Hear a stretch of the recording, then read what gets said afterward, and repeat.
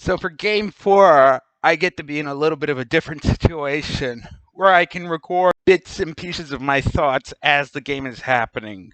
So I can record between the first and second quarters and halftime, and between third and fourth quarters, and at the end of games.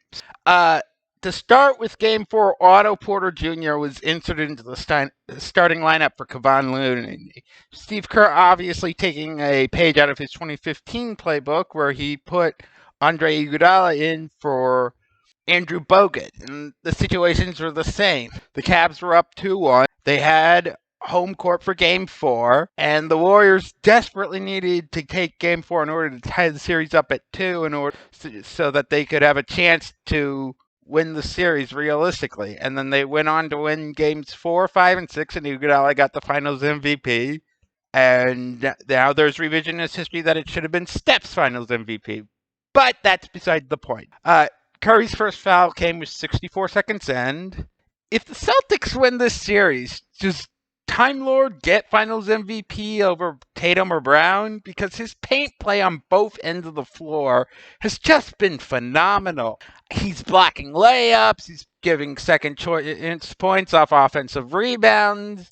I mean, I know everybody likes to give the Finals MVP to the star, but it's MVP of the Finals. It's the most valuable player to the Finals. That's why Cedric Maxwell got it in 1981.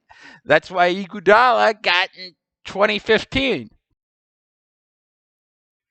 Time Lord seems to be taking advantage of his matchup with Otto Porter Jr., so the move hasn't yielded quite the results that 2015 has so far.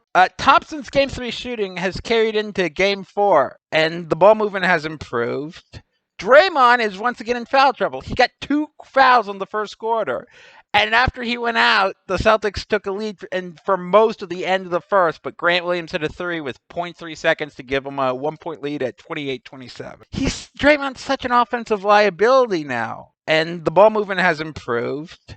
Draymond is once again in foul trouble. He got 2 fouls in the first quarter. And after he went out, the Celtics took a lead for most of the end of the first, but Grant Williams hit a 3 with 0.3 seconds to give him a 1-point lead at 28-27. I can't believe I'm saying this, but did the Warriors think about trading Draymond this offseason? Wiggins had 8 points in the first quarter, and Curry and Tatum both came up with 12. So it remains to be seen whether or not all 3 of those players will continue that offensive output. As for the second quarter, Jordan Poole got off to a hot start while Curry was on the bench. Actually got the Warriors the lead back and got him up by like 5 or 6. Kerr picked up a technical arguing for travel, and the replay looks like he was justified. When Draymond is in, the half court for Golden State just stalls. Absolutely stalls. Poole ended up with 10 points in 9 minutes, but with only 3 fouls, his playtime was limited. And to give an idea of what the sequence of events was in terms of typical gameplay, Boston would turn it over. Clay jacks up a 3. Then Boston takes advantage with smart ball movement, hitting Smart in the corner for a corner 3 as part of a 10-0 run to go up 49-42.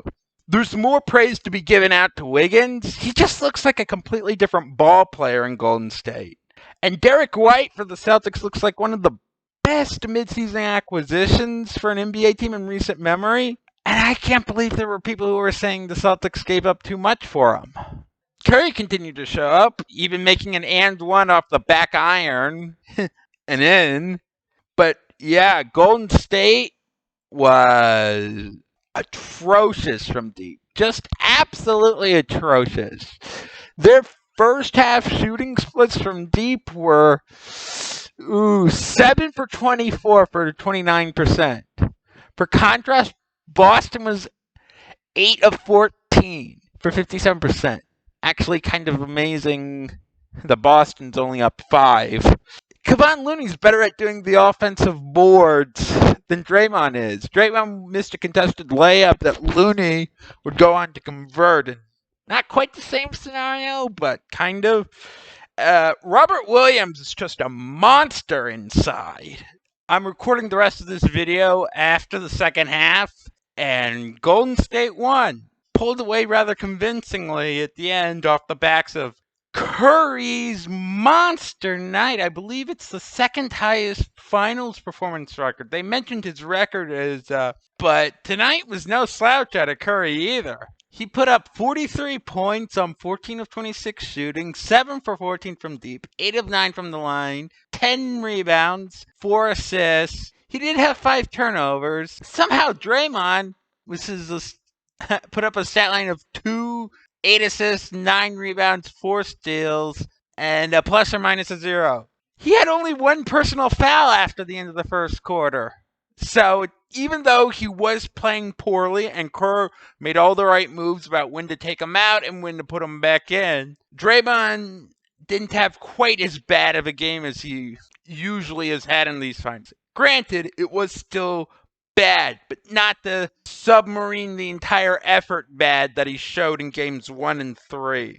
For the Warriors, Otto Porter Jr. also started the second half, and he actually made at least a couple of decently good hustle plays. The Celtics took advantage of their outside shot to open the interior for Time Lord, and the 4-5 combo from Horford to Time Lord is really something Boston's going to need to function in order to pull this series out. There's a reason Philadelphia gave that big contract to get Horford off of Boston. And it didn't work because they traded Horford away, dumped a pick to exchange him from George Hill. Then the Celtics dumped Kemba with a pick to bring Horford back, and now the Celtics are in the finals again. Funny how that works. It appears that for Boston, whoever the guy ISOing in the center is whoever the 3 is, whether it's Tatum or Brown. And depending on which one ISO determines which 2 players are to the left and to the right.